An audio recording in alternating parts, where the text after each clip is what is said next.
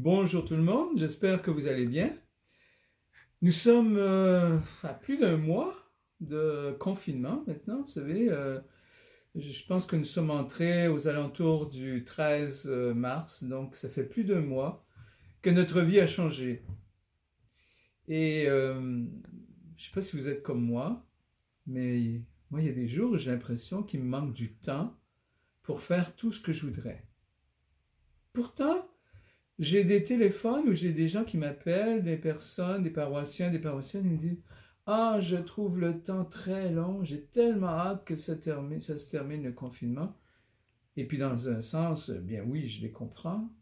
Mais en même temps, cette semaine, je parlais à ma mère et puis elle me disait: Eh bien, elle me disait, il me manque du temps, moi aussi. Parce qu'elle a commencé son ménage de printemps. Vous savez, ma mère, dans 2 semaines, elle aura 96 ans. Et elle est dans son petit appartement, elle fait sa nourriture, s'occupe de tout. Mon frère lui apporte la nourriture. Et elle arrive à chaque jour à écouter sa messe. Ça, je dirais, c'est le point le plus important dans sa journée. Il m'a dit, ça, le matin, je ne réponds pas au téléphone.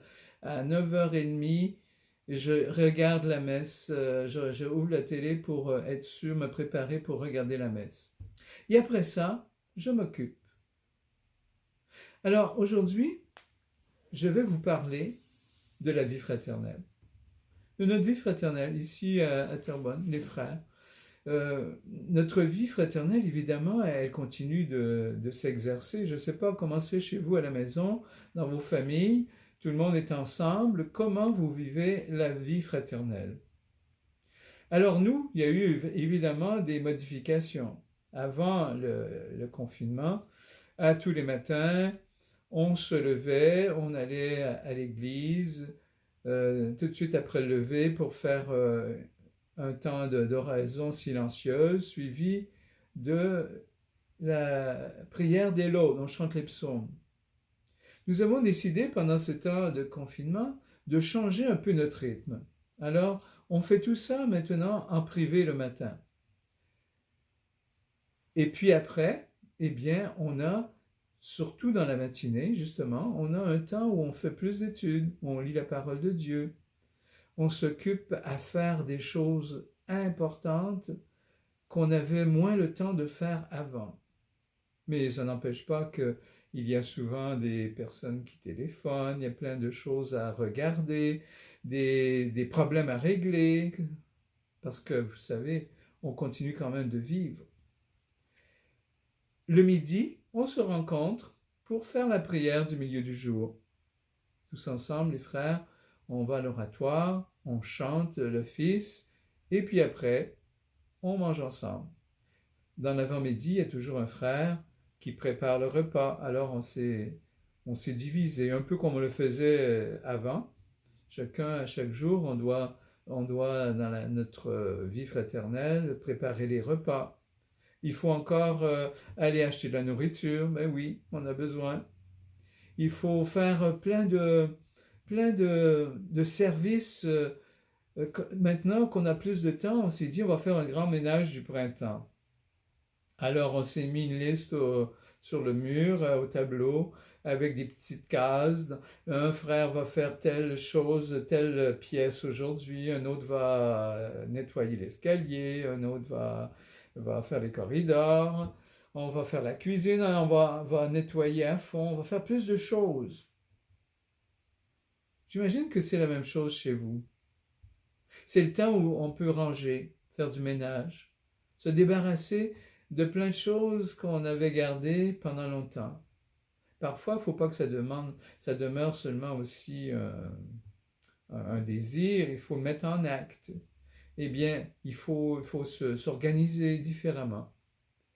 Vous savez que dans notre vie fraternelle, il y a cette vie de prière qui est très importante. Pour nous, les frères, on se réunit, comme je vous disais, le midi. Le soir, à 5 heures, on va se réunir aussi pour chanter les vêpres ensemble. On va prendre 1 heure pour un temps d'adoration. On va sortir le stensoir, on va prendre le temps d'avoir un temps d'adoration ensemble. Et puis après ça, on va souper ensemble. pendant nos repas, on prend un temps pour écouter euh, des textes ou écouter aussi, on le fait régulièrement, l'homélie quotidienne du pape François. C'est un temps qui nous aide à nous recueillir et à apprendre des nouvelles aussi.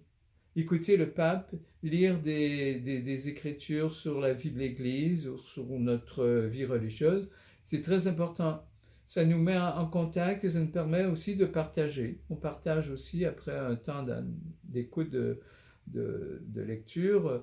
Nous partageons ensemble tout ce qu'on fait dans nos journées, les personnes qui nous contactent, les personnes aussi qui viennent parfois. Hein, il y a des personnes qui viennent pour la confession, on fait ça à l'extérieur. Moi, ça m'arrive plusieurs fois qu'il y a des personnes qui téléphonent et donc on garde une distance, on fait ça à l'extérieur. Ce sont tous des moments qui nous permettent d'expérimenter notre vie fraternelle. Vous savez que l'année dernière, par exemple, on s'est rendu compte que sous le capot d'une voiture, il y avait des écureuils qui avaient accumulé plein de feuilles et de noix. Alors là, cette semaine, j'aimerais bien aller voir dans tous les capots des voitures si les écureuils n'ont pas recommencé à faire le même travail. Parce que là, il va y avoir du travail à faire à l'extérieur aussi. Vous savez qu'il faudra démonter le tempo, il faudra déchiqueter les feuilles, il faudra faire du ménage dans le jardin, sur la pelouse. Alors, c'est un travail qu'on va faire ensemble aussi, les frères, on s'est dit. Il faudrait peut-être aussi penser à faire du travail à l'extérieur. Là, actuellement, on en fait pas mal à l'intérieur. Et on faudra balayer le parking, enlever toute la garnotte qu'on a mis là, puis essayer peut-être de se préparer pour les fleurs qui s'en viennent. Alors, je ne sais pas comment c'est de votre côté. Moi, je veux simplement vous dire que toute cette vie fraternelle qu'on fait, c'est quelque chose qui nous met en contact, en lien avec les autres, les uns avec les autres. On s'entraide. Parfois, on n'a pas toujours la même, je dirais, la même envie de faire les choses en même temps, mais quand même, on sait que en s'entraidant, les choses peuvent avancer plus rapidement. Parfois, c'est pas toujours facile. C'est très bien. S'il y en a un qui aime faire la cuisine et puis l'autre qui aime le jardin, c'est pas toujours les mêmes choix. Mais on essaie de le faire pour que chacun puisse le faire dans l'harmonie. Vous savez que Seigneur Jésus nous a rappelé dans Saint Jean qu'il fallait qu'on s'aime les uns les autres comme lui-même nous a aimés. Ça nous rappelle beaucoup le jeudi saint, ce que Jésus a fait le jeudi saint. Il s'est mis au service de ses apôtres, de ses disciples, et il leur a lavé les pieds. Alors, dans ce temps de confinement, Seigneur nous rappelle qu'on peut mettre en acte les conseils qu'il nous a donnés. Et quand Jésus donne des conseils, il ne fait pas seulement donner les conseils, il vit vraiment ce qu'il dit. Alors demandons au Seigneur cette grâce pendant ce temps de confinement, de vivre entre nous une vie fraternelle et demander au Seigneur de nous mettre dans notre cœur la grâce du service. Alors je vous remercie de m'avoir écouté pendant ces quelques minutes et que Dieu vous bénisse.